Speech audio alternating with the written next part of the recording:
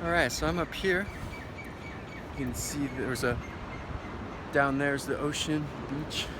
This is a great hill. I like to do sprints up this hill sometimes. Obviously not today because yesterday I worked my legs really hard on the squats and they're done. So you can see it's a little bit late. I was kind of excited about getting in a really big Kung Fu practice today because my little 1 hour class I normally do was canceled this week. But last night I went to bed really late.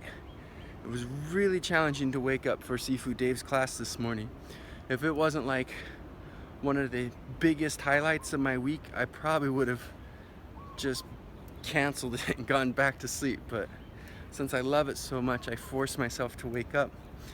And I was really tired all during class, and then when class ended, I went to veg out and got a good burrito, and then I headed home to take a little nap to feel better and enjoy the rest of my day. Well, I got home, I think, a little before 1. Figured I'd be waking up around 3-ish or so, and the sun wouldn't be as intense because, you know, it's the tropics, and as you can see, I'm a white guy. So sometimes I get burnt if I'm not careful. So all of a sudden, like, I wake up and it's like 5:30, I'm ready. I'm like, dang. So I came straight to the beach even though I was hungry because I wanted to cash in on as much of this remaining daylight as I possibly could. So yeah, this is a great little hill. I like this. This is the very end of Baldwin Beach. That little area down there is what we call Baby Beach. Normally there's almost nobody here, so it's a good place to get away and get a little tiny bit of exercise going up and down a hill. I think hills are great for you. So as long as you go down them correctly. A lot of people will charge down hills and it will either give them shin splints or damage their joints. But if you're paying attention to what you're doing and not an idiot, they're really beneficial. So yeah, all the places where I kind of can get out of the way and not have anybody bother me, they have like gates that get locked around 7:30. So I can't think of where I could practice right now because it's already like 6. By the time I get anywhere, it's going to be close to like 6:45 or something. I'm only going to have the smallest amount of time. I could probably get in a quick practice down here somewhere. But I'm also really hungry, so I might just drive into town, get a great meal at Piñata's, and then get some groceries. Unfortunately, as much as I would love to get in some practice, Seafood Dave and I had a good talk today during class. Not 100% sure how things are working out. They haven't given us the leash yet, and today's like the 9th. But if things work out how they want, we should be able to go into the building real soon and start fixing it up some, and maybe start some more informal classes and whatnot with a little bit of students that we can get at the beginning prior to having a grand opening when we have the building all fixed up and everything good, because the air conditioning unit is probably a couple months away from getting in and getting installed and fixed up according to what they said. So we'll just try to take advantage of this little window because of this air conditioning unit situation. They're not gonna charge us for the first couple, like this little 8-week period or whatever, but we'll have to pay electricity and whatnot. But that's really cool. So it'll be like a good chance to try to get things moving.